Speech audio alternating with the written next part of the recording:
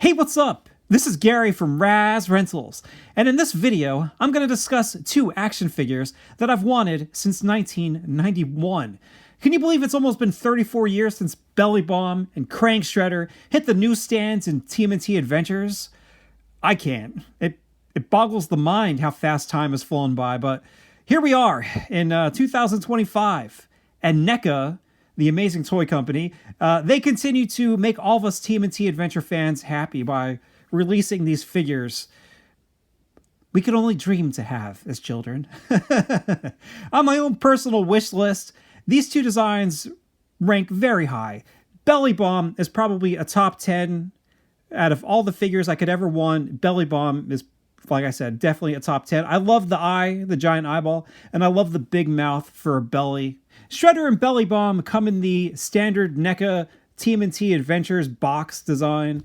Bellybomb came out all the way back in August 2024, and he's been sitting here in my space waiting for me to open him up. He cost $34.99 at the time, and he's still in stock on Target's website. Shredder here, or Krang Shredder, he is brand new. I just found him a couple of weeks ago at Walmart, which was in early February 2025. I don't think he's a Walmart exclusive, but I know they're showing up there. I really hope he appears other places because I would like to get a second one. You know, I'm hoping he goes up on Big Bad Toy Store just so I could have one with the Krang head and then one with the Shredder head. And he cost $34.96. How do they determine this? 96, 95, 99? Do you feel like, you know, you got a deal if the toy is $34.96 instead of $34.99? The package bubble allows you to get a good look at both figures, as well as some of their very neat accessories. The only thing obscured is their legs, but NECA made up for it by including some amazing artwork by the one and only Ken Michironi. And other than Quentin Tarantino, who wants to stare at feet anyways? As you can see, Ken still got the skills to pay the bills, and I would love to see him do some sequential art again. I know they got new people doing the Saturday Morning Adventure comics, and the artists on that are pretty good, but I want like an actual story done by Ken, because all you see now is just him kind of doing like these pinups, and I feel like this like these sketches are something you could probably pay to have him draw for you at like a con or whatever. I would love to see him do some storytelling again. Another thing I love is the unique character logo design. Bellybomb's is pretty awesome. I love the giant eyeball for an O, but the winner here is the Shredder, because you have like a regular Shredder logo, and then you have that Krang face or head melting on top of the logo, kind of like this action figure. I love that. Another thing that's great for us comic book fans is all of these Adventures toys are numbered. You know, Bellybomb here is number 6, and Shredder is number 11. Here is the left side of these action figures. As you can see, it's just another, I guess, is it really a bust? It's the, you know, the upper torso plus head of these characters. Again, sort of similar to what's on the front, but just a different take on them. I'm sure all of these boxes would look really nice if you had them all on a shelf, kind of like books. And then over here on this side, you have another pair of, you know, upper torso shots. But these ones are a little more lively. You know, they look like they're ready for action. One of the things I always loved about Bellybomb was that eyeball in the palm of his hand. What a weird choice. On the back here, we have some great action shots. Like I said, I love the eyeballs on Bellybomb's palms. It's so creepy and weird. It blew my mind as a kid. He just has such a very cool, unique design. Like, I love that guy. I wish he would have shown up in more things. And then over on Shredder's side, you have some pretty nice shots. I mean, they're not super action-y. It's not like he's fighting anybody. But they look cool. And down the bottom, you have some more of the other releases. All of these have been released except for Ace Duck. We are still waiting for him, although I've seen him, I think they showed him at a con. Another thing they showed at a con was a blue version of Bellybomb, and I can't wait to get that too because, you know, that's how he was colored on the cover of 25. And he was also colored on this TMNT Adventures collected book. And this piece of artwork is an amazing piece of art. It was drawn by Steve Levine, I think. But the coolest thing about it, in my opinion, is it was inked by Peter Laird. It was nice to see him still continue to do some Ninja Turtle things after he had sold the property to Nickelodeon. On the bottoms of these guys, let's see how much of this stuff lines up. All right, so both say director Randy Falk, Trevor Zammit. Bellybomb sculpt and fabrication is Brody Perkins and Tomasz Rajowski. Shredder sculpt and fabrication is Tomasz Rajowski and Kashwara Studios. Both have paint by Jeff Trapp and Mike Puzo. Both prototypes are Roger Fernandez. Both photography is Steven Mazurik. Illustrations, of course, is Ken Matroni. And packaging for both is Travis Hasback and Gary Fields. I love that. It's nice to see another Gary working for NECA. Makes me proud. So, now I'm going to open these guys up. Move them around. Hopefully nothing is a problem, especially with Bellybomb, because it's too late to return them. And I will talk to you in a second. So here they are, free from their prison of cardboard and plastic, ready to appear even more threatening than their television counterparts, while still offering the same amount of competence. You know, when the Shredder died in the very first issue of Mirage Comics, he set a precedent that no other Shredder could ever overcome. It's just been one failure after another. I am kidding around, though, a little bit, because, like, this blue Shredder right here, he is very iconic to me. Sure, I know it's nowhere near as popular as the Fred Wolf series Shredder, but I just like it a lot. The Fred Wolf Shredder probably has the best color scheme when you get right down to it. I like it better than, you know, Mirage Shredder. And isn't it such a bummer that NECA hasn't put out the Shredder in regular colors yet? Like at the store, that wasn't like a convention exclusive. Like that needs to happen. I'm sick of this blue Mirage Shredder. It's an abomination. It's a slight against what Kevin Eastman and Peter Laird did back in the day. But getting back to the Archie Shredder here, there's just something about the colors. I like it. You know, it's bright. It's eye-catching. That white, it has so much contrast when you look at it next to the blue and the purple. You know, it just really stands out. But I could understand if you think of him as more of like a kitty color Shredder, or even like a knockoff Shredder. I get that. But although I will say this, if you notice, this Archie Shredder here, he's a decent amount taller than the original Fred Wolf Shredder. I think he might be even more in scale with the Fred Wolf Turtles. And if you look at the pictures that people have taken of NECA's Ultimate Fred Wolf Shredder that's coming out sometime as a single pack, kind of like their Ultimate Slash, I'm pretty sure that Shredder is built off of this body. You know, he has the same articulation and stuff. I'd have to see a better picture of it to see if it's like the same exact body, but I'm guessing it's the same body, which is great. And now all they need to do is make, you know, shorter Bebop and Rocksteady. When they do eventually release that brand new Fred Wolf Shredder, I think it's going to make a lot of people happy. I know there's a lot of people who don't like that this Shredder has these black wraps here, because in the cartoon you can actually see his forearms. You only have two straps going across the forearm there. I think it'll be good too, because I think the muscle definition is better on this guy. Like this guy, I think this is an overlay. Maybe it's not. No, I think it is. I can kind of squish it a little bit. Oh, maybe am I making that up? It's possible. I might be making it up. But, I mean, this Shredder, this original one, was never built to be the Fred Wolf Shredder. It's just something they repurposed as the brand new Shredder.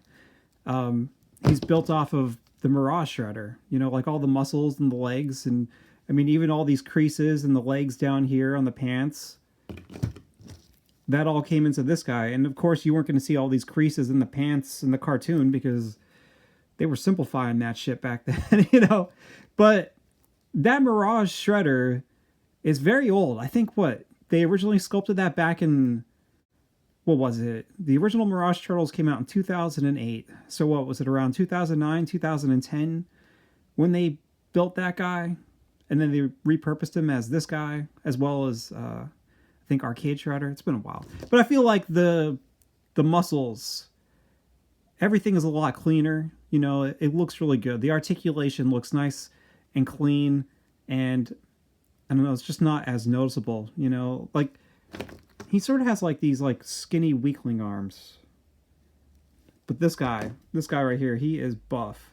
So it'll be interesting to see where they go. And then, eventually compare the body that they have for the Ultimate Shredder with stills from the cartoon, see how accurate everything is. But, onto this guy, because we are talking about the Archie Shredder. Like I said, I love this guy. I love the color scheme. I love the dark blue and the dark purple right next to this super bright white. Especially on a comic book page, that really stands out and smacks you right in the face. Speaking of faces, Shredder's face looks great. I mean, sure, all you can see is his eyes, but boy, do those eyes say a lot. This Shredder means business. He looks like he could pollute the New York City sewers with barrels of mutagen, or delicately prune the branches of a bonsai tree. Whew, his evil knows no bounds. I do wish that they would have kept these Archie figures a little more in line with the deco of the Fred Wolf series figures, just so you could mix and match them. I don't think you're going to have a problem with them because you still have like mostly these flat colors. There's still ink lines. It's just that the ink lines are much thicker to, replicate what you would see on a comic book page. One of my favorite things about this Shredder is on the spiked pads, you have this very nice blue right here to give it sort of like this metallic effect. Like, I love that. That was one of my favorite things if you're using markers and you have a character who's white. There's just, I don't know, I love shading white stuff with that, like, light blue color. It just always looks neat. Real quick, when it comes to color and comic book accuracy, I would say you don't really see this full body Shredder with this complete design until miniseries issue 3, because in issues 1 and 2, he has a white belt. All right, so here he finally has the purple belt. He also has the blue mask, and the blue mask isn't always on his face throughout the series. Sometimes it's a white mask, especially during the Bellybomb and Krang Trilogy issues. Another one of the best examples of Shredder in this uniform is in issue 25.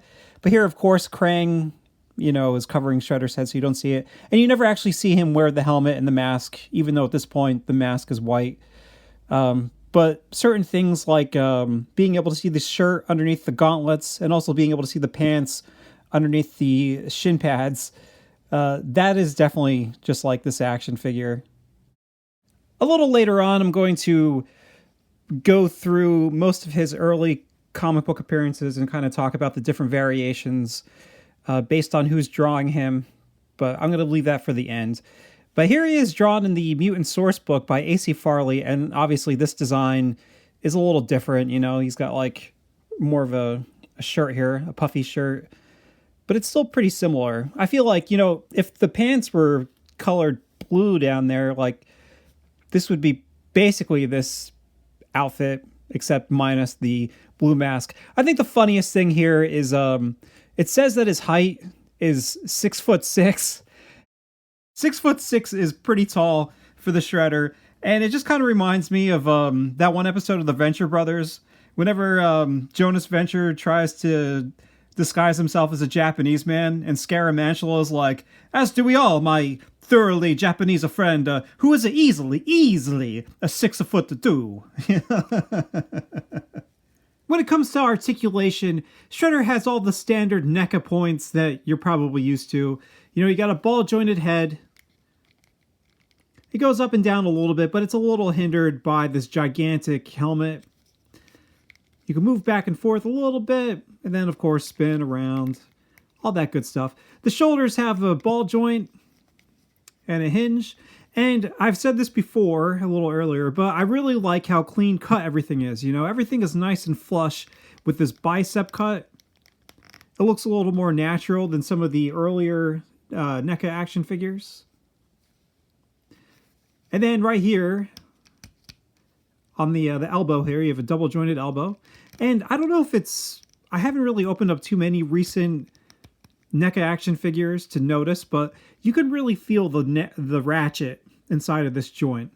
And some of the joints, I will say on him, some of them are a little loose, and then some of them are pretty tight. You know, it seems like it goes back and forth, and I don't know if any of them are just right, but they're pretty good. You know, the wrists swivel, and there's a hinge. Now, this is actually brand new to the Shredder. You know, this wasn't included on the Fred Wolf Shredder, but he actually has an ab crunch here. And once again, that's pretty flush. It's not too bad. It looks like it goes pretty well with the lower part of the abdomen. You can move back or up and down. So that's pretty nice. You got some rotation there too from side to side, although it's stopped because of the shape of it. But then you also do have a waist joint that also might be a little stopped by this gigantic belt he wears. The hips down here are the standard NECA hips, which is always great. You have pretty good range of movement, although the hips, this pelvis overlay kind of stops a little bit, but it's not too bad. And, you know, it rotates really well. And if you couldn't rotate it this direction with the ball joint, there's also a hip swivel up here that you can rotate it to. Down here, you have double jointed knees. And this is what I'm talking about. You see that? You hear that crunch?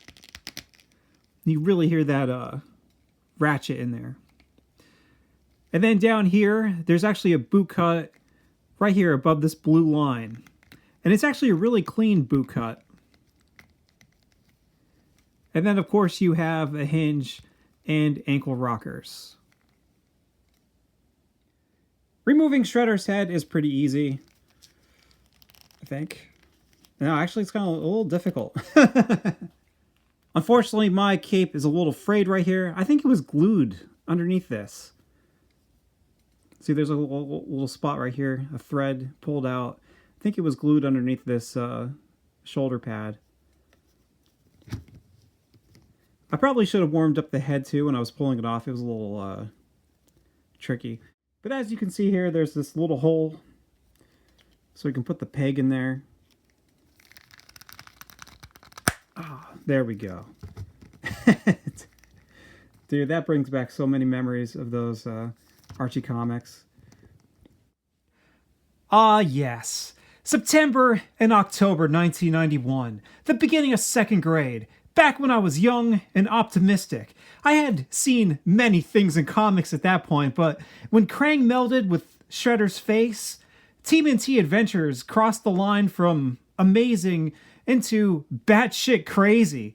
Seriously, seeing this terrible trio here together is a dream come true. Now all we need is some basic Ken Matroni turtles to fight them. Ah, who am I kidding? I'll still use black costumed Raphael, the best version of Raph ever. Krang looks great. One of the things I really like about this series is sometimes the toys look like they're based off of certain adventures artists, but they all seem to mix together really well. And I think this Krang looks very much like a Chris Allen Krang. I mean, it is. I mean, it looks very much like how Krang appeared in issue number 25. You know, he has these very large, expressive eyes. I feel like that looks perfect on this action figure, and I think it was the best Krang to go with. You know, I mean, that's... Look, Ken Matroni's Krang is really good too, but that's not the Krang that was melded onto Shredder's head. And then you have Jim Wasson's Krang, and it's like, I feel like I could have drawn that when I was in kindergarten. The detail on this head is really nice. All of the ink lines make everything pop out. I really love this like track down his head that Krang always has. And the paint is good, like I said. There is some articulation here. The arms have ball joints, so you can move them around, which is nice because you can sort of have him expressing up top and then expressing with the arms down below. Either that, or you can just pretend that he's got a massive case of mutton chops. Here is Shredder's Naginata. I think that's how you pronounce that. I also thought it might be was it Yari? But I don't believe it's that, because both of them are like spear-like weapons, but the Naginata has a katana at the end of it, so you like swipe it at people. And then the Yari is more of a spear, and at the end of it you could have like a 3-foot long blade, but you're using that to like, you know, thrust into people. So I'm pretty sure this is a Naginata. And if I mispronounce these Japanese words, let me know. But I love this weapon. It is massive. It looks super dangerous. This is the type of weapons you would draw as a kid, where you'd have like all these like, you know, sawtooths on the swords. You're thinking like, when you stick that into somebody and you pull it out of them, like bones are coming with it. You know, it's the person you're attacking doesn't stand a chance of survival. But as you can see, the Shredder can hold this with both hands. It looks good. The Shredder uses this to fight the turtles in both issues 24 and 25. Krang Shredder also uses this weapon too to fight the turtles. Shredder also came with a bonsai tree. This is pretty nice. Even if this wasn't specific to this Shredder story, it's just a nice accessory to have. Like, you could put one of these in, like, I don't know, the turtles' sewer lair, and it seems like it would fit. You know, you could have like in whatever area you have set up for Master Splinter. Seems like something nice. But it actually does relate to the comic book, and in the comic book there's a reason why there is only one bud right there. Shredder says in the comic, "A single blossom beginning to emerge. How appropriate. For what better way to symbolize my approaching victory?" Shredder comes with 4 sets of hands. He comes with these amazing claw hands. And unfortunately, there's only one set of claw hands, and they're fists. I would like to have ones with claws with gripping hands. These are really sharp. They're very sturdy. If you're not careful, you could put an eye out with these things. I think the reason why there's only one set of claw hands is because in issue number 25, he goes back and forth with not having claws and also having claws. I don't know what's going on there. I think maybe Chris Allen wasn't paying attention to the continuity or something like that. But it just seems like just randomly he'll have them and sometimes he doesn't. Well, most of the times in that issue, I guess he doesn't. But other than this, he has one set of gripping hands, which I showed you already that he can hold the Naginata well with them. He has one set of fists without the spikes. And he has one set of open hand, expressive, or reaching hands. These are great too. The knuckles and everything look really nice on these hands. And now we get to talk about Bellybomb. What an inspiration for imagination. After seeing this guy as a kid, I can assure you, I started drawing some weird ass shit. You know, that giant eyeball for a head, that giant belly mouth, it all really got me thinking about what I could do to draw some monstrous creatures in disgusting ways. In some ways, he kind of reminds me of something you might have seen on as a ghost on the real Ghostbusters. Like, I could see him being a ghost. And he also kind of reminds me of maybe like a cartoon version of something you might have seen in The Thing. I don't know. Regardless, he's just a very unique action figure. And a cool character that never got his due. Before we take a thorough look at Bellybomb in the comics, I do want to discuss 2 things right off the bat. First, his colors match his appearance in the Mutant source book. almost perfectly. The only thing I would say is, and this artwork is done by A.C. Farley, just like the Shredder was. The only thing I would say is, even though it matches in the Mutant source book, in most of the comic books that he appears in, which is only 3, I kind of get the impression that his boots are, in my opinion, are supposed to be black. I mean, look at that heavy inking done on the boots, and you really only have that blue highlight. And I also kind of feel like maybe the jacket might be black too. Like if it was a leather jacket, you have more of a surface area that's going to reflect some light, and you have like that blue highlight there. I kind of feel like maybe he might have black boots, a somewhat black jacket, and then magenta pants. However, it's not always the same, because there's panels in issue 25 where he definitely just looks like he has a blue jacket and blue boots. But then you turn the page, and it looks like he's got black boots. So it's just not very consistent. The second thing I would mention is, in the Mutant source book, he's described as being 7 foot tall.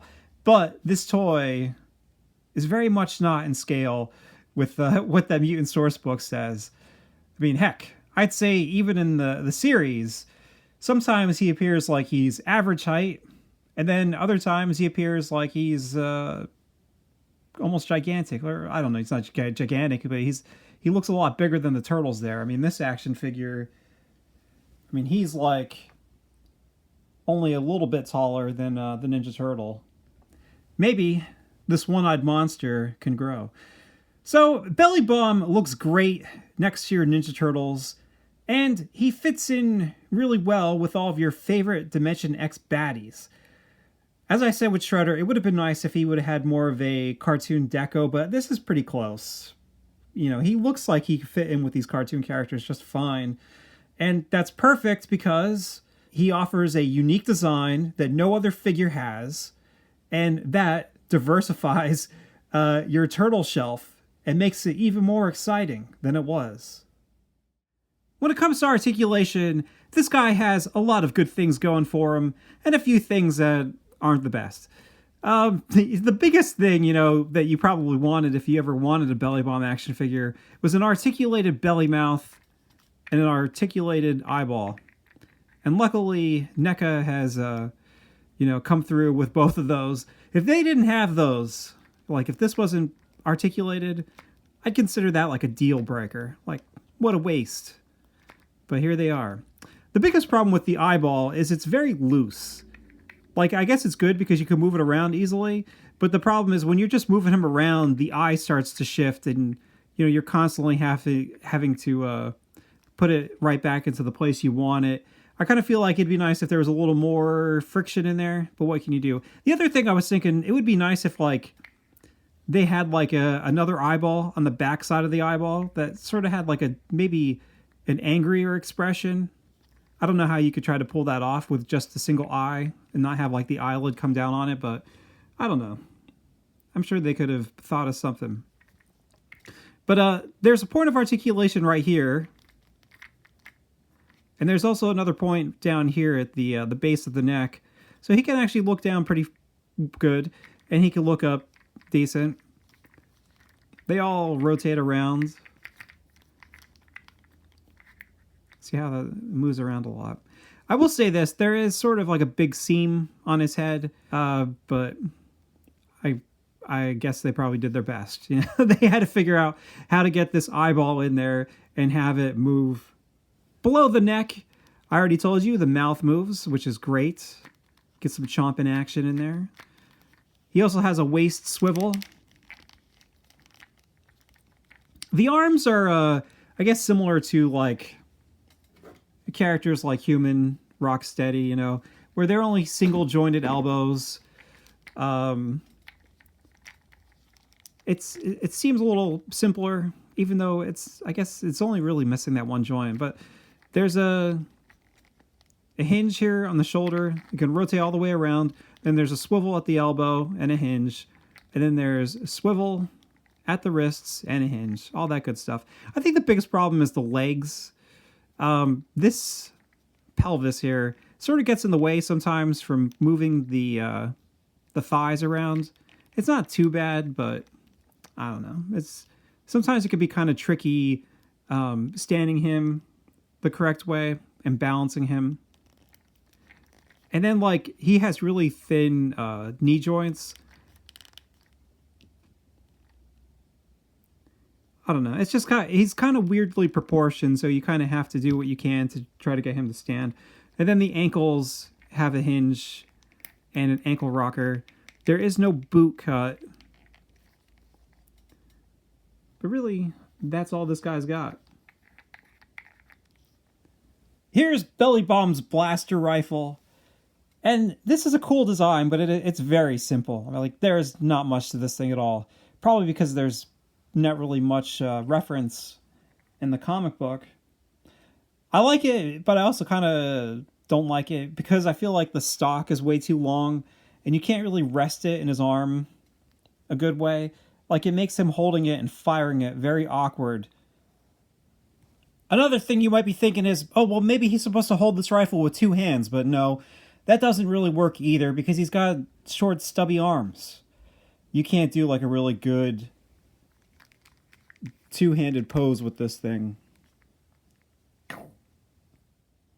Besides, he never uses it in the comic book, and he just sort of carries it over his shoulder like so.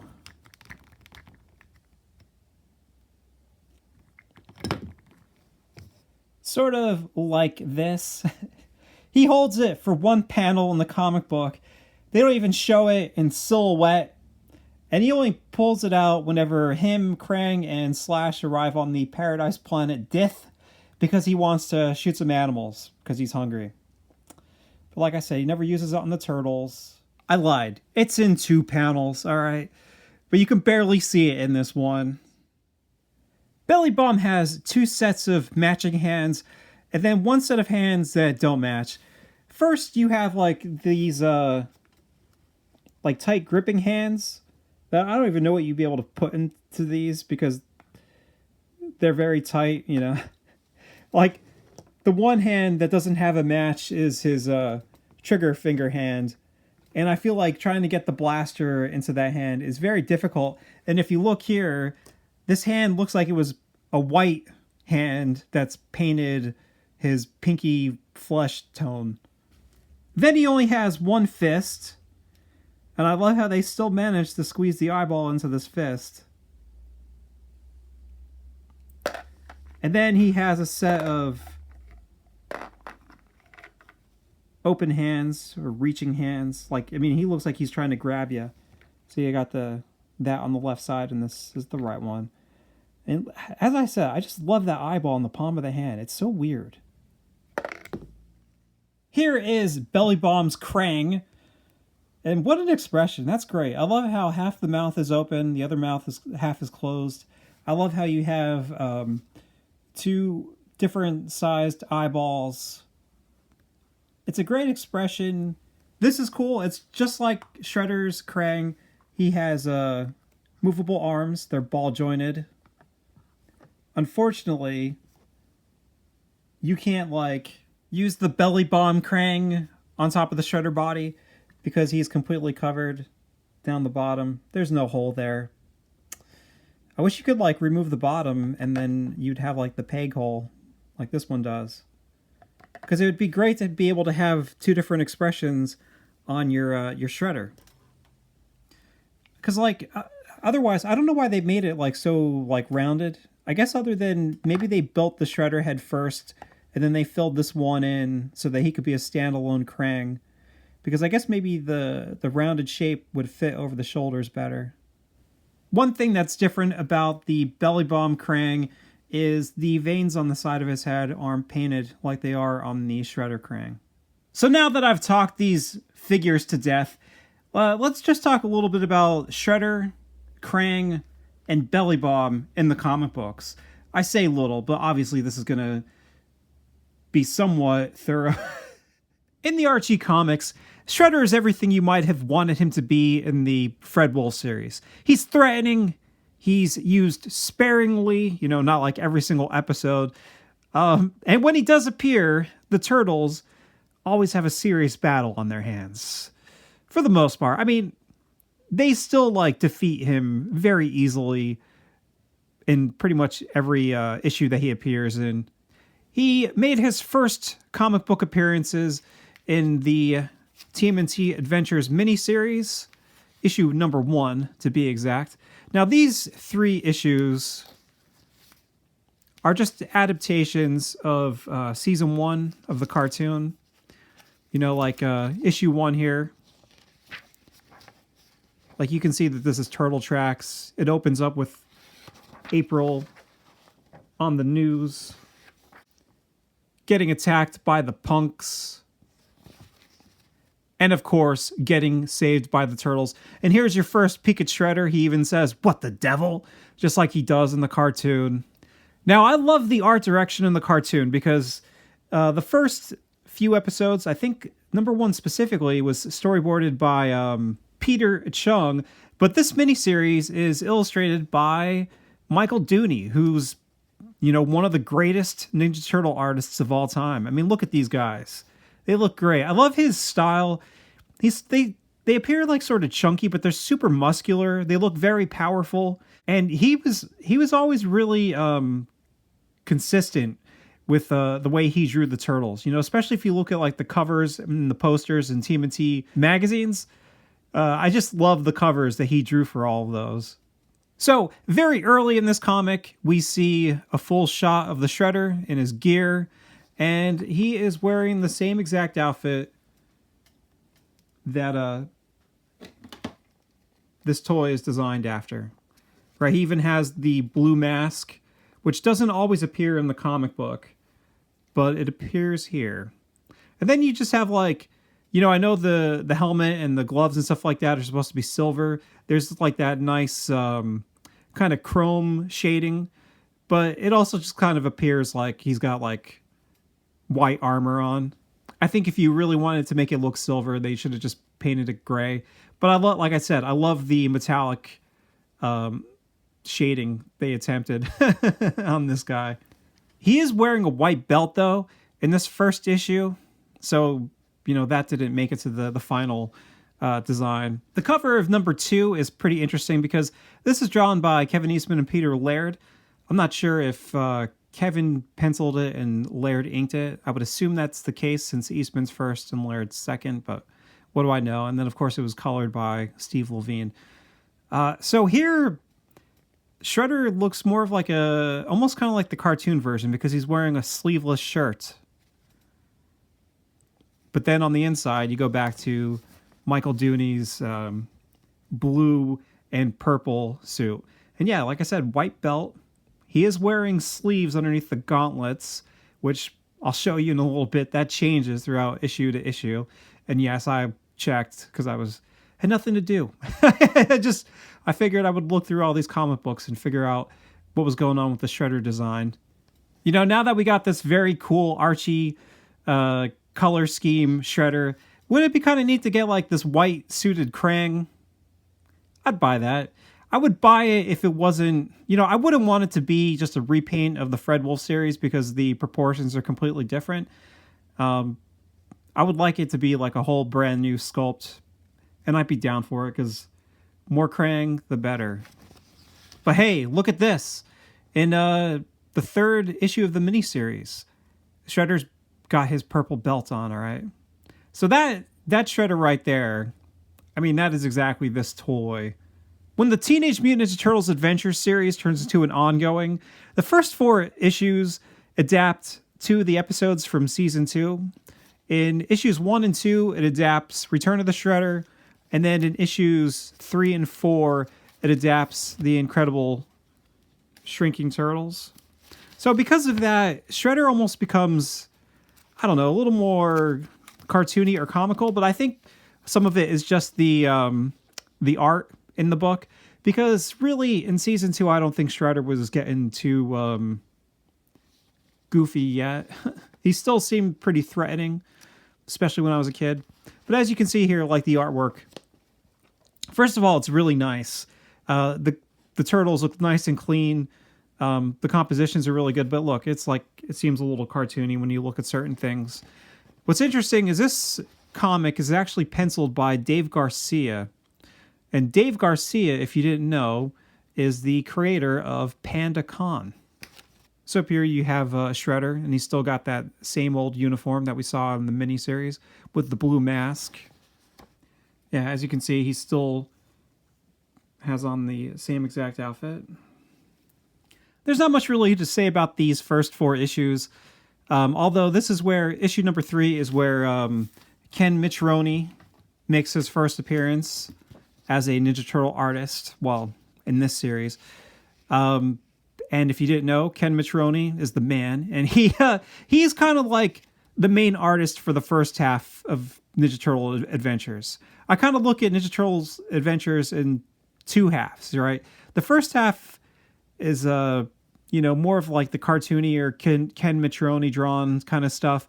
And then as you go further along, Chris Allen, I feel like, makes the comic a little more serious. Although it just could be the writing. The writing became more serious. But here, I'm going to brag about this. Down the bottom of my issue number 3, it has a signature from Ken. No, I did not meet him. I bought this comic book at Eide's in Pittsburgh many years ago. And at first, I had no idea that it was autographed until the guy working there saw that. I think it said like auto by the price tag. He was like, "Oh, this is autographed." And I was like, "No, I didn't pay attention to that at all." As you can see, Ken's Shredder is pretty cartoony. He's very expressive, very animated, and that makes sense because if you didn't know, Ken Micheloni was a character layout artist, model designer, and storyboard artist on Tiny Toon Adventures. But I was always happy every time I picked up a Ninja Turtles Adventures comic and saw that Ken had did some artwork. Check out that Shredder. He looks pretty cool. Look how menacing he looks. And yet still very cartoony. But still menacing and cartoony. I kind of wonder if there were different colorists on the covers than there were inside the book. Because, I mean, look at this Shredder right here. I mean, he looks very Fred Wolf. The pants and the shirt, they look almost gray. Like he's, I don't know, you could see maybe these being black with gray highlights and that shirt being a gray shirt. The cape looks purple. And then he has sleeveless arms, and his forearms are showing underneath the gauntlet straps, just like the show. Although look at the claws, like there's no strap going over his hand. So how are they staying in place? Is he like Wolverine now? But then as soon as you open it up, I mean, there's Adventures Shredder, very clearly in his all blue suit with the purple cape and purple skirt. On the inside of these comics, the color artist was Barry Grossman. Just check out the range of emotions on this Shredder. Going from angry while he's talking on the phone to showing off his little miniature city to Krang. And then right below that, shock, I guess. In issue 5, things finally take off for me as Dean Clarane, I think that's how you pronounce it, or really, Stephen Murphy takes over writing duties, and we start to get unique Ninja Turtle stories, including mutants that weren't even in the show. On the cover here, though, look at this. Shredder is, again, sleeveless. It's always on the cover. But on the inside, Barry's coloring him with bare forearms. What the heck, man? There's no consistency here. Now, something I would really like is if they ever put out some kind of Adventures accessory set, I want this underwater helmet for Shredder. That's a cool looking helmet. And you could even give him this little tiny, I don't know, scuba diving thing that he's got here. There isn't much definition on this thing, but it's kind of cool, if you wanted just to have him fake an undersea adventure. But I just love that mask that he's wearing. It works out pretty well for the Shredder, too, until Ray Fillet rips off the 2 air tubes and Shredder almost drowns. In issue 6, the Leatherhead issue. There's not much to say. I mean, he's still just got the same outfit. He's got the bare forearms, which is unlike the toy or the first appearances of him. He still does have the blue mask. That seems to be like something that is off and on with the comic book. He's not in issue number 7 or number 8, but he does appear in issue number 9. In this one, he mutates the double agent Chameleon into... That's Chameleon. He mutates him into a chameleon. This comic book is drawn by Jim Lawson. I've said this many times before in my reviews. Jim Lawson goes back and forth for me. Sometimes I like his stuff. Sometimes I'm not too keen on it. This one, I feel like it's okay. I kind of don't like how he draws maybe like Rocksteady's face lots of times. I don't know. But he does draw the Shredder pretty jacked. And one thing Lawson always does in these Adventures comics is he always draws white wraps. And I guess, maybe Barry's the one coloring it. But he always has wraps underneath the straps of the gauntlet. In issue number 10, the Shredder hires an exterminator. And then that exterminator turns into Scumbug. There's not much really to point out here. It's just Ken's art again. It's just solid stuff. In issue number 11, he barely shows up at all. This is a Jim Lawson fill-in issue.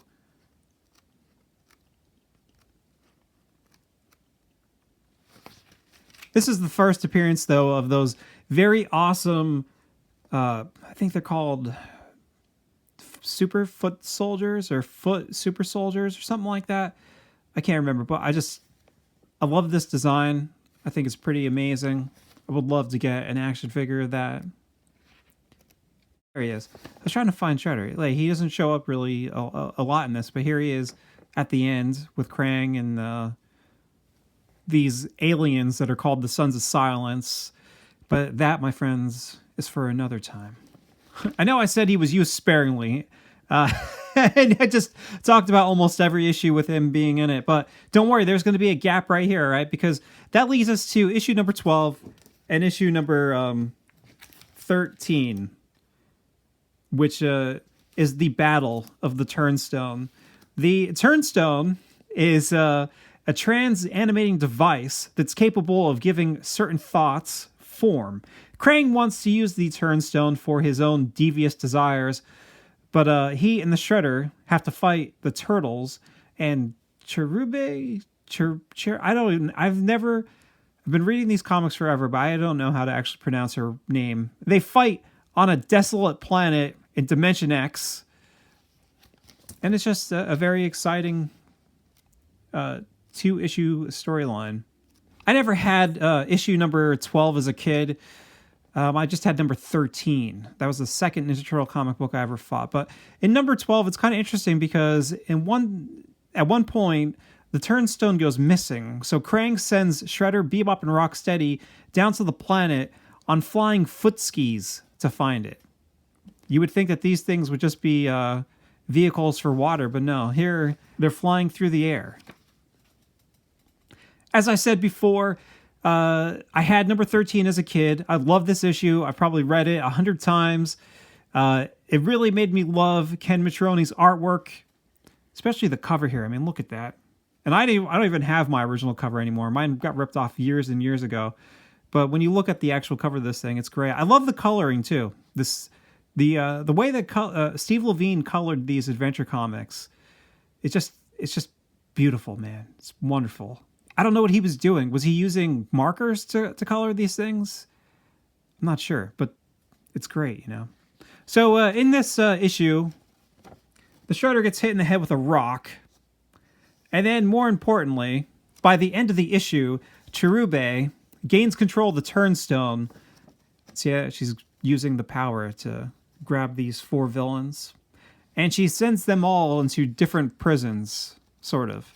Bebop and Rocksteady get to go to a paradise planet, which is nice for them because they get to hang out with all of the, regular warthogs and rhinoceroses.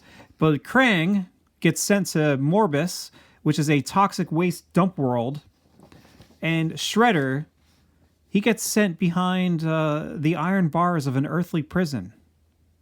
So that is no good for the Shredder. And with that, we get a little break from the Shredder, you know? He doesn't show up in issues 14, 15, 16, and 17. I never had those ones as a kid, but I like them now. When I picked up 18, 19, and 20, I had those ones. He was no show. But then in issue 21, we got the introduction of a lame supervillain. And we also got the return of the Shredder. This issue is drawn by Byron Vaughns. I don't really know anything about him. But as you can see here, it looks like he's got gloves underneath the gauntlets. White gloves. But there's a very cool battle scene in this issue where Leonardo and Michelangelo and Splinter and April are fighting these, super foot soldiers or whatever they're called. I can't remember. And Donatello is actually fighting that lame satellite villain in the computer. And then the Shredder saves Donatello and that guy on a floppy disk. And then he jumps out the window and escapes with them. What will happen to Donnie? Now look here at the Shredder on this preview of issue number 22, right? He's got the blue mask. He's got like the complete blue bodysuit, even up towards past the forearms. You got the right colored gauntlets and boot spikes and helmet. But then on the actual cover, the layout of the colors are more in style with the Fred Wolf Shredder. Sure, they're not the same exact colors, but the groups are kind of split up the same. I mean, he even has the sleeveless shirt.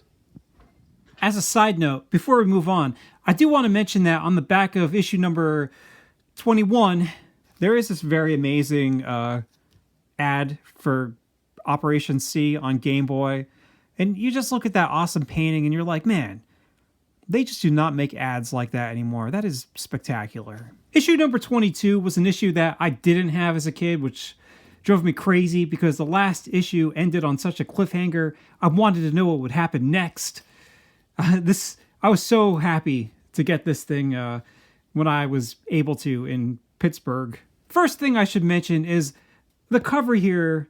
It's so appealing. It's done by Gene Colan, which I can't believe that they got Gene Colan to do some Ninja Turtle work. Because Gene Colan was he's like a legendary comic book artist who started in the 1940s. And here he is doing Ninja Turtles in 1991. Gene Colan, he did like some really important Iron Man issues, like, the first Iron Man, Invincible Iron Man #1. And I probably have the most Batman comics he's done out of all of his other work, like Daredevil and whatnot. But I mean, these covers alone are great, let alone the inside of them. He's not my top, Batman artist. That would be Norm Brayfogle, but I don't know, I just had to point that out there that he, that's like an industry legend working on the Ninja Turtles here. As you can imagine, his style in this comic book is very different than what you would have seen in those old Batman or Daredevil comic books. For one, the inking in this issue is great. I love some of these shots here where Raph and Mondo are hiding in the shadows. But then it's also very cartoony. Like, look at this dude's face right here. The cowboy guy. His face looks like it should be like one of the puppets in a Rankin Bass Christmas movie. But Gene draws the Shredder incredibly powerful. Look at him striking Mikey in the face there. He also draws Shredder extremely buff. So in this issue, the Shredder releases Donatello from the floppy disk, and the two of them battle. As you can imagine, Shredder fights dirty here, and he totally kicks Donnie's ass.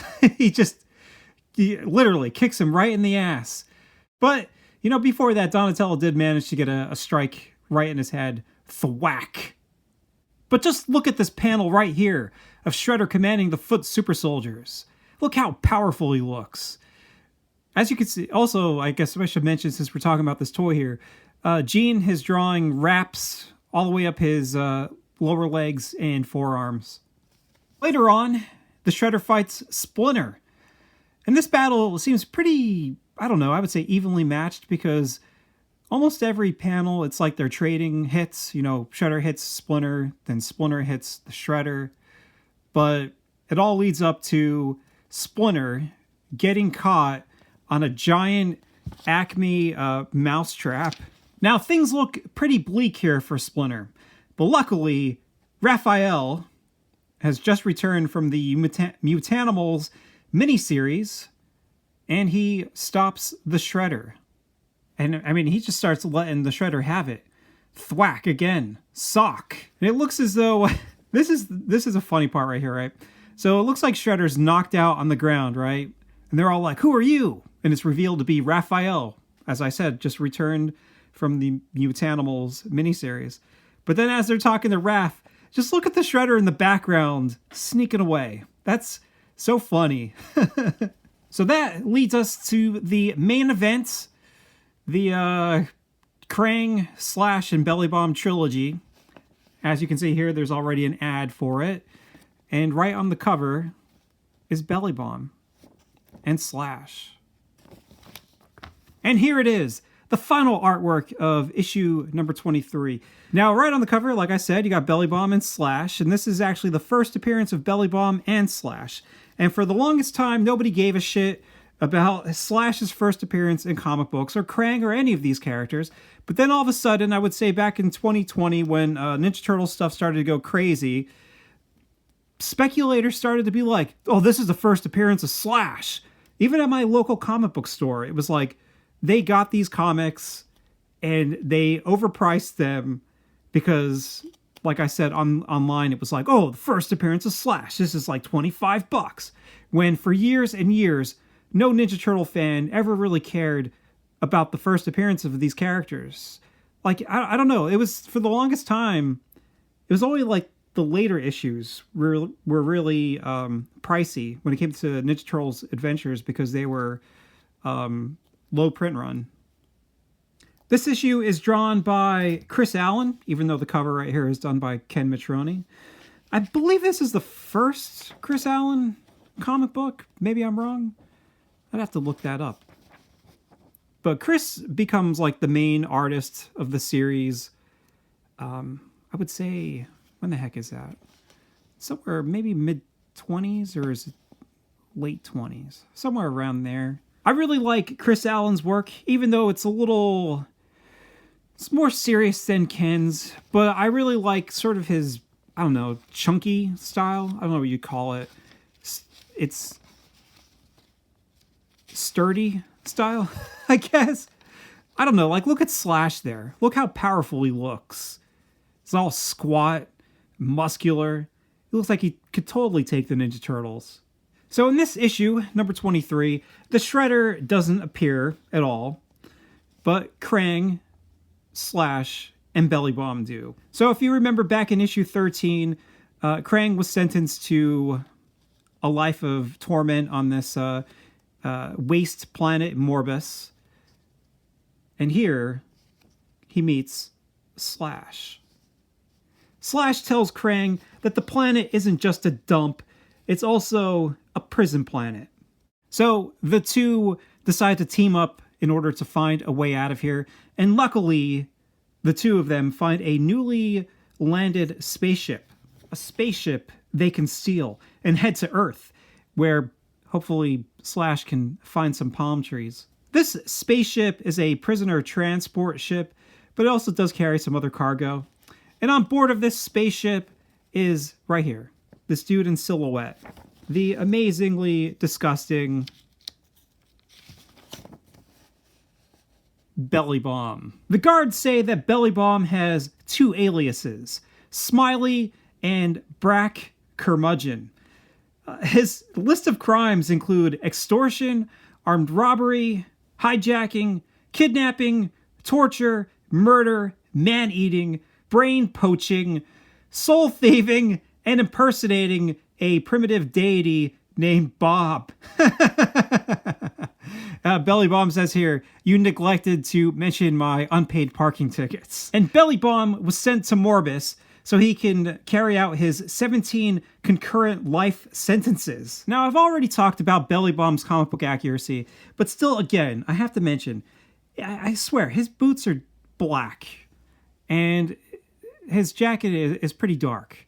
But then later on, not so dark in the comic books, and the boots sometimes appear as though they are blue. But I swear, these boots are supposed to be black. It's fine, because NECA was mostly basing it off of issue number 25, I assume. Another thing to mention is he has all these eyelashes on the bottom of his eye. Those don't always appear in the later issues. I think they only appear in this one, actually. So Slash and Krang decide to free Bellybomb. Slash right here comes up and he kills this guard. Look how violent that is. Blood in an Archie comic.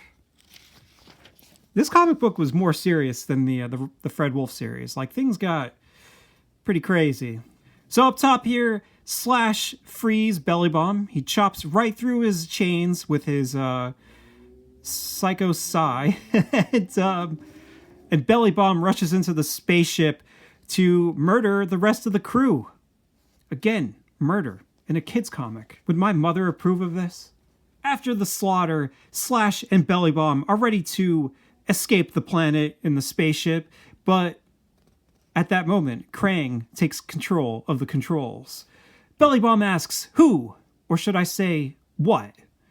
And Krang introduces himself. He says, Krang, Warlord Krang, I've heard a lot about you, Bellybomb.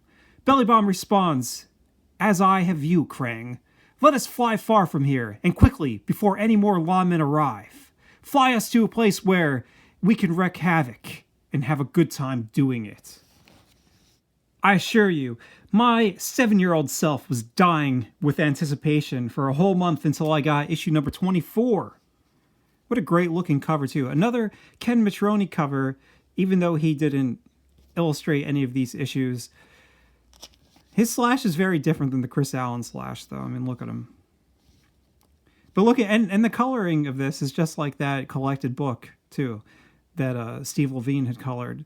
So I guess Steve must have had maybe he didn't look at the inside of the issues whenever he was coloring them, because he colored Bellybomb blue like on the cover of 25, and he colored Slash this green like on the color of 24. So this issue is drawn by two different people. It's drawn by Garrett Ho and Jim Lawson. I said this in my Slash review, that as a kid, I was pretty disappointed when Lawson appears halfway through the book. I don't know. Garrett Ho, his artwork looks fantastic. It's very cartoony, very expressive. Like, I loved it, you know? I mean, especially look at that. Like, even though Bellybomb is a bad guy, look how animated he looks there. He looks great, and he's flossing those giant sharp teeth.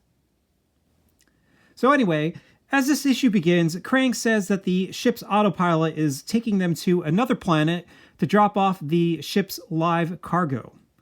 Bellybomb responds that he wants to eat some of the cargo, but I don't think he gets to, because they don't make any mention of it, and when they land,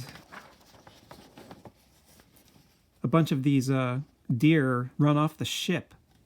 So this planet they're on is called Dith.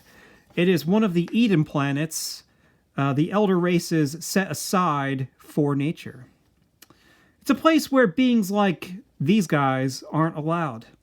Probably because as soon as they land, Bellybomb exits the ship and he suggests that they go hunting with that blaster rifle, or rifle blaster. He just wants to kill things on here and eat them, which I understand. He's got a big mouth, you know, he probably likes sticking stuff in it. I think one of the really nice things about this panel, and it's just something small, it's just how he puts his thumb in his pocket like that when he's walking. It gives you the idea that he's like thinking. And oh yeah, by the way, what a coincidence that this is the planet that Cherube sent Bebop and Rocksteady at the end of issue 13. She sentenced them here because she knew that they were longing for their animalistic nature. However, they seem to be a little bored with that because they decide to leave this planet with Krang, Bellybomb, and Slash because they're bored without any crime on this planet. Now here's one final shot of Slash, Bellybomb, and Krang that I wanted to show you, just because it has such a great expression on Bellybomb. And then if you look at the other side of the page, we move on to Jim Lawson, who I said goes back and forth with me. And it's disappointing because I really love Garrett Ho here, and then Jim Lawson almost seems a little, I don't know, he's too abstract sometimes. It's like beyond cartoony.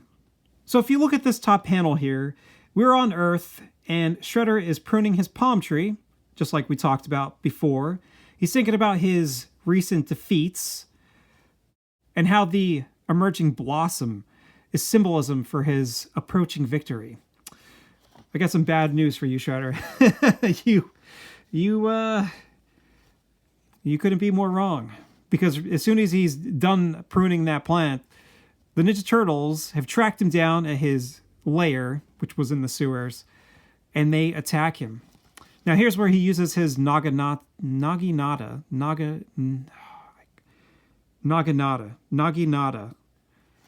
I said it right before, I think. A battle begins, but as soon as it does, Krang and the other villains crash right into Shredder's secret hideout. Now, Shredder has the worst secret hideout ever because everybody knows how to find it. So right after the crash, Bebop, Rocksteady, Slash, and Bellybomb move in to attack the guys. And I don't know. I mean, look at Bellybomb there. Like, I don't know. Jim Lawson draws him so simple. As the Turtles begin to fight Bebop, Rocksteady, and Slash, Shredder enters the ship looking for some alien weaponry so he can use it against the Turtles. I like how Krang is just like hiding up here. Krang drops on the Shredder's shoulder and he says, "It's been a long time, Saki." And Shredder says, "Krang? Somehow I knew you were behind this." Now this is where things get nuts, all right? Because the Shredder says, "It is good of you to drop in and help against the Turtles, Krang. We have always been stronger together than apart." And Krang responds, "That we have, Saki. That we have. In fact, it is that sense of togetherness that has brought me here." Look, if somebody ever says anything like that to you, run. Get out quick.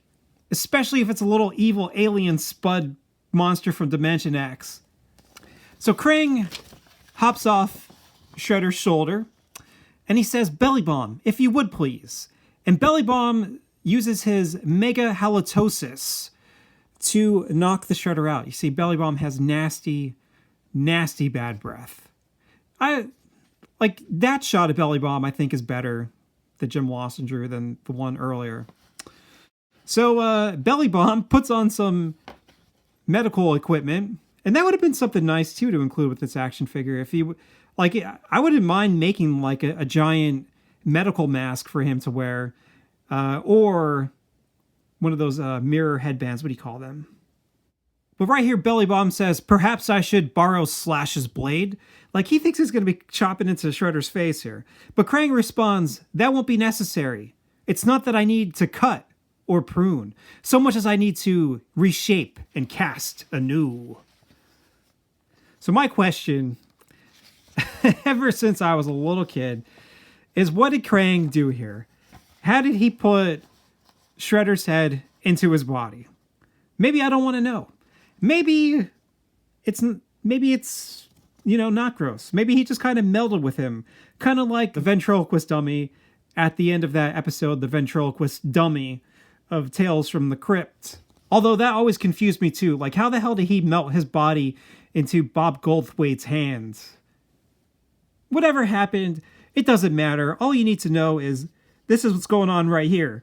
Krang is on top of Shredder's body, and it just looks fantastic. It looks wonderful. And look, Lawson is still drawing all the wraps around his lower legs and forearms. But I mean, look, Krang looks way better there than he does in some of the other panels. And that belt matches the belt of the toy. Like, it's all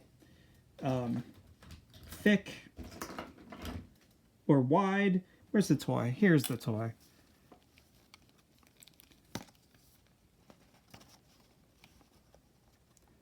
Like, what a perfect looking match other than those wraps. And now the final issue of this trilogy, issue number 25. Again, the cover is beautiful.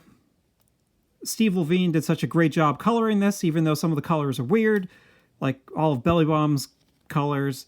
And also, you know, like I said before, Ken Matroni drew this, but he draws the Shredder here very much like Fred Wolf Shredder, and not like Archie Shredder. Chris Allen returns as the artist for this issue. And, you know, I know this isn't about Bebop and Rocksteady, but I love the way the Bebop and Rocksteady look in the beginning of this issue. And for the longest time, I still have my original copy of this. The cover got ripped off, probably got decimated. But I always have starting from here. So, you know, I always knew what comic book it was by looking at this picture of Bebop and Rocksteady. But we're not really talking about them. We're talking about Krang here and Bellybomb. And look how fantastic they look. And other than the belt being sort of thin, like this is one of the most accurate depictions of Shredder's body in this suit, you know, compared to the toy, because he's got the shirt underneath the gauntlets and the pants underneath the shin guards down there. As we talked about, the Krang here looks very much like the Krang that they released. Even with all the, like, the shading on all these brows that he's got, these brow wrinkles. It's such a great likeness. So right here, Krang says that he's, you know, going to kill the turtles, and Bellybomb comes in by saying that he's going to puree the turtles, puree them into turtle bisque, and serve them with crackers. Yummy. Swallowed and digested. What a monster. But I just love some of these angles too. Like, look at this shot here where you're looking up at Krang. He's got, I don't know, there it looks kind of funny because he doesn't have like the sharp teeth, and it just looks like he's missing a bunch of teeth. Down the bottom here, Bellybomb attacks Michelangelo and tries to bite him with those giant chompers. On the next page, here's another shot where Bellybomb is fighting Mikey and Donatello. Donatello gets in a good shot. And here, like I said earlier too, Bellybomb looks as though if he were to stand up straight, he would be a lot taller than the guys. There's also some nice one-on-one panels between Leonardo and Krang Shredder. It's a pretty exciting battle.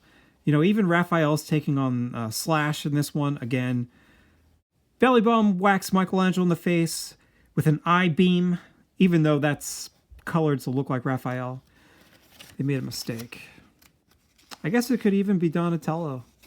No, it's Michelangelo, because on the next page, Mikey is like completely out of it, and Bellybomb is about to eat him. He says, "I have to remove the shell to get to the flesh within."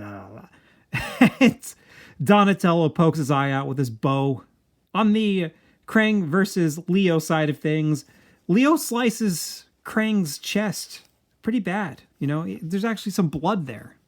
Bellybomb, who's still blinded from Donatello's attack, resorts to trying to use his mega halitosis breath. But Donatello tries to blow it right back at him by spinning his bow. The only way that it goes back to him is Michelangelo also has to jump in and help blow it back. Ninja fans. Now he does say, "To me, the gelatinous bacteria and salivary mucin that gives my breath its fruity bouquet is quite wonderful." Well, not wonderful enough, because it actually works. They blow it back in his face and look at him crying like a little baby. Says, "Yes, my sweet breath, like the most expensive perfume, is quite." Donatello responds, "Costly?" Michelangelo says, "Putrid?" And then they both say putrid. And Bellybomb is down for the count. And that's basically it for Bellybomb. If we go back to Leo versus Krang, Raphael has jumped into this battle, and he's actually got this size poking right into Krang's head. Pretty violent, again. But Great stuff. As a kid, I remember looking at this thinking like, oh my gosh, could you imagine getting stabbed in the temple like that? That'd be awful. Raphael threatens to poke Krang's brain out. I don't know how that works. He has a brain. Unless he lets go of the Shredder. Krang decides, okay, I'm going to let go because I don't want to, die. And then Raphael uses the bottoms of his size to crush Krang's head and pull him right off of Shredder's body. At the end, Shredder is left completely covered in Krang's goop. He says, "No longer am I controlled by that vile Krang. No longer must I endure his flesh within my mind. And to think I owe my freedom, if not my very life, to you turtles." And then he heads out. But here's a question, right? So he says, Krang's flesh was within his mind. Do you think, Krang, I don't know, released, some kind of tendrils or something into Saki's ears, and they went all the way into his brain so that Krang could take control over his body? I wonder how all this works. Anyway, this leaves the Shredder in the turtles' debt. And that's paid off the next time we see Shredder. But what happens to Krang and Bellybomb? Well, they're still passed out from Raph giving Krang a splitting headache and Bellybomb choking on his own fumes. So they actually have Bebop and Rocksteady, who want to return to their home paradise planet with some fireworks and weaponry. They give them to those guys, and those guys drop them back off on Morbus. They could have been nice and took them to the paradise planet where they could at least live in peace. But to be honest with you, they'd be causing a problem, and Bebop and Rocksteady don't need that crap, so leave them with all the toxic waste on Morbus. Shredder made a few other appearances in the Archie comic books, and we're going to talk about them very briefly. But first, I want to discuss Bellybomb in the Mutant source book. Of course, we went over the accuracy, I guess, of this thing with the action figure. I have talked about it a little bit. I talked about how he was supposed to be 7 feet tall. He's supposed to be 400 pounds. But other than that, the history is pretty much exactly what I was talking about. It does make mention of his mega halitosis breath. That's his powerful bad breath. The artwork by A.C. Farley is amazing. It's always cool when you saw some of the Mirage guys doing some work outside of Mirage. I don't know. It was just, I wouldn't even think. Here's the great foot super soldiers and the giant foot super soldier. Here's A.C. Farley's art for Krang in this book. I mean, Krang looks pretty good, but I don't know. I definitely think that Chris Allen and Ken Mitroni had the best looking Krang in these comic books. He's still neat looking. He's just, I don't know, not as exciting to me for whatever reason. The one thing I did want to mention was down the bottom here. It says that he also appeared in TMNT Adventures Special number 3. So let's take a look at that real quick. Yep, there he is. This story was drawn by that's Eric Talbot, but this actual storyline where all these Universal monsters get put into one monster, Monster X. This was drawn by Ken Mitroni. And I don't know, it looks really good, but there also does seem to be something a little off with the I don't know, the penciling, or maybe it's the inking. It just seems like a little rushed for Ken. But Krang, I mean, is barely in this. Again, here is the Shredder in the Mutant source book, drawn by A.C. Farley. I mean, he looks great. It says down here his other appearances are in 35 and 36 and 42 through 44. And luckily, I have those. But as I said, we're just going to talk about them very briefly because this is getting pretty long. I'm knocking stuff over. And also, real quick, I'll mention that there is a shot of him in Mutant source book number 3. It just has a little update about him. So issues number 35 and 36 are two of the banned issues of Ninja Turtles Adventures. Basically, you could go find these issues, but like IDW and probably whoever takes over after IDW loses the Ninja Turtles, they'll never reprint these because the Turtles go to the Middle East and it has to deal with Islam and some other things. So in 35, at the end of this issue, the Shredder just makes a very quick appearance as he's spying on the Ninja Turtles. But you know who that is. I mean, look at that shoulder pad. But then issue number 36, right? Now, first off, this cover looks amazing. This is actually Peter Laird, but inked by John D'Agostino? John D'Agostino. I don't know how you pronounce that. But I always loved when Peter Laird did some of these later covers. And as we'll take a look at pretty soon, I love his Future Shark Trilogy covers. They're amazing.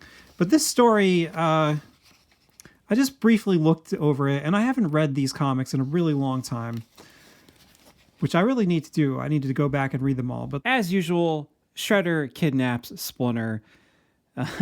You know, I actually really like the way Shredder looks with like this Middle Eastern attire over his usual suit. I don't know. There's just something cool about like that, like the cloth draped over the spikes and everything. These comics are actually the first appearance of Verminator X, who will have more of an important role in the Future Shark series, along with Shredder. And in this story, the Shredder actually stole the Black Stone of NECA. So that might be a little controversial. It might cause some problems. So, you know, IDW is never going to print these. But as you can see here, you can see the Shredder's face. He does not look Japanese. All the foot super soldiers are in Middle Eastern wear. But I don't know. This it's good. As it ends, though, the Shredder is about to escape with Splinter. You know, he's going to kidnap him. But the guys actually say, "Remember, you owe us, Saki. Or have you conveniently forgotten the time we saved your life?" So Shredder says, "I owe you? I know. I owe you. The rat is yours." And then he escapes with Verminator X and leaves Splinter there. I don't know. But don't worry. He didn't actually escape with the Black Stone of NECA. Ninjara actually got it back. And she gives it to, I think it's Faka? I don't know how you pronounce that name. But it's this very cool looking bird character.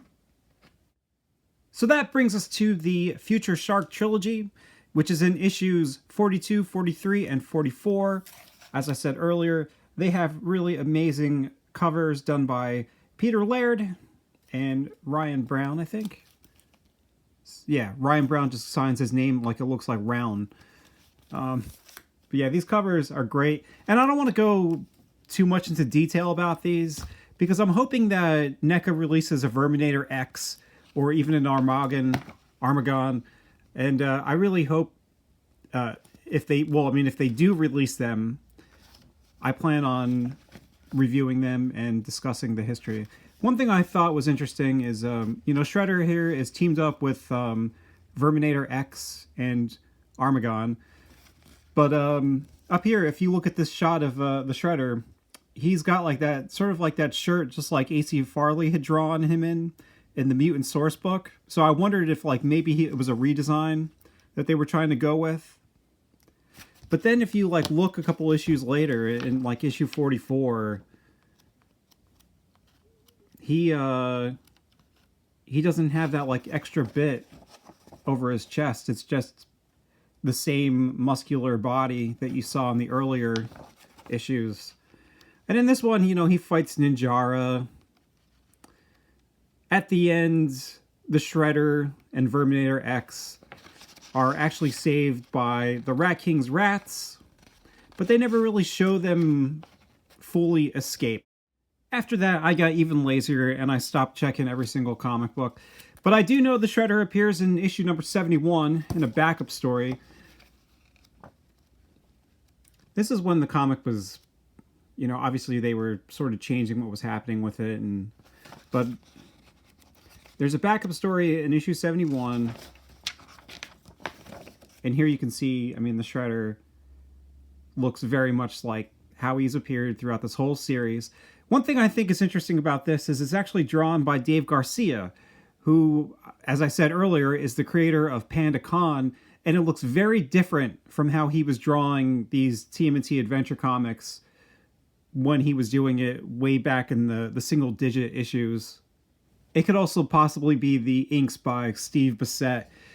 This backup story takes place between issues number 9 and 10, and in this backup story, the Shredder mutates a caveman into a giant mammoth mutant.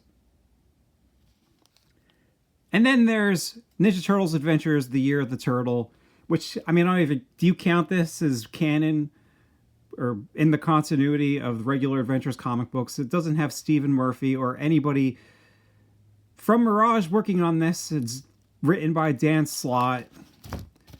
Even if they didn't have this blatant Power Ranger parody on the cover here, when you read the comic book, it feels almost like a Power Rangers comic or something. There's something about this where you see Shredder here sitting on that throne. It reminds you so much of like the Power Rangers, and maybe it's just 90s crap that was coming out at the time. But obviously, this storyline is completely different. Shredder doesn't look like Adventure Shredder at all. So there's one final thing to talk about when it comes to Archie, Shredder, and Krang, and that's the Forever War. The Forever War was a storyline that was going to happen in TMNT Adventures, but once the series got canceled, Stephen Murphy couldn't include it, which was a bummer, because a lot of what was happening in the series was leading up to this storyline, you know, especially with the return of the Shredder. And of course, you have the future Turtles and all that kind of stuff. Now, this is interesting because this is actually it's sort of like a fan comic, but the guy who put it together, I believe his name is Archie Dubakov. Sorry, I don't know how to pronounce this name. It's Russian, and you have to order it from him in order to get it. But he actually used scripts and plot points from Stephen Murphy. Stephen Murphy, I guess, told him what he had planned, and Archie kind of put this thing together. He also paid Chris Allen to illustrate this thing. Chris Allen penciled it, and Archie inked it. It's pretty nice. You know, you could. I love this shot right here with all the foot super soldiers. I haven't read this yet just because I don't know. I wanted to like sit down like and really enjoy this thing and relax, but I just never had the time, and I just been like putting it off. But I really need to. Like, I've been dying to read it to see what happens. But as you can see here, the Shredder, his suit is pretty similar to what was seen in regular Archie Adventures comics. Now here's a spoiler for you. You ready? Krang gets sliced in half by the Shredder. That's pretty gruesome, but I'm sure Krang deserves it. Like I said, I can't wait to read this thing, because there's so many characters from the series. I mean, there's Sarnak. So many characters Kathmandu are included here. Worm, Scumbag. And some of the covers were originally released for this thing a long, long time ago. You could see them online. And Stephen Murphy was actually considering finishing it, but before he was able to, Mirage had sold the rights to Nickelodeon. So like many years later, during one of the Ninja Turtle anniversaries, they were asking him to finish it. Unfortunately, it did not get done. Although I guess now it's done, so hopefully it's good. I should have read this thing already, though. My name's in the back of the book as one of the supporters. Hint, I'm the only Gary there. And one final thing, just for the sake of throwing it in here, I have this Ninja Turtles Classics Digest comic. I'd like to get more of these things because I believe, you know, this one has a bunch of pinups, which are really awesome. And if the others have pinups, I would like to get them just for the pinups. But the pinup I want to talk about is right here. This nice pinup shot of Krang, done by Steve Bissett. It has some really nice shading, like he was using duotone, but then you have color on top of it, and it looks really good. I certainly like this a lot more than the coloring in the Color Classics. But yeah, I need to pick up more of these things, just for the heck of it. And there's just one more thing that I've got to discuss, and that's a form of Bellybomb actually appeared in the 2012 animated series. He appeared in the Season 4 episode, Journey to the Center of Mikey's Mind. In that episode, the Fugitoid is trying to help the Turtles break into the Triceraton mothership so they can steal a piece of the black hole generator. So he suggests that they get a schematic of the mothership from a shady information dealer named Brax Bellybomb, or it's Bellybomb, something like that. Or as Mikey calls him, Bellybomb. Bellybomb is kind of gross in this episode. He's got like weird facial hair and nipples on his body, you know. It's just a little different than the comic book. I kind of see him more as like a I don't know, a gross slobby money grubber or something like that, than he is like an evil monster in like the one in Archie comics. He even uses his disgusting mega halitosis breath in the episode, although he doesn't call it that. He just, you know, burps this disgusting green gas. He's voiced by Charlie Murphy, which is great. You know, Charlie Murphy was pretty funny in the things he used to appear in. His character is kind of a bit of a double crosser. At first, you know, he's trying to sell some information to the Turtles and Fugitoid, but after Mikey mentions that they have information on a black hole generator, then Bellybomb decides to sell that information to Lord Dreg. And Bellybomb doesn't have the abilities to go on the Turtles ship to get it himself. He actually sends the neutrinos, and the neutrinos are like these tiny little things. I feel like that's the only thing that, one of the only things that I wasn't too keen on in this show. I didn't like their version of the neutrinos. But there's a lot that I'm leaving out in this, because, you know, this was mostly about the Archie Bellybomb. I was just happy that a form of Bellybomb showed up in one of the other continuities. In the end of this episode, Mikey actually knocks Bellybomb out with a powerful burp. So he gave Bellybomb some of his own medicine. And that's it. There's nothing else really for me to talk about. I hope you enjoyed. I'm going to try to get more reviews out as quick as possible, but I don't know. It always takes me a while to make them, and I always feel bad because I don't know, I take way too long. But these reviews are super friggin' long. I think this one's probably going to be over an hour and a half with all this comic book information in it. So thanks for watching. Have a good one. Let me know what you think. I'm going to get out of here and try to eat some pizza before it's all gone.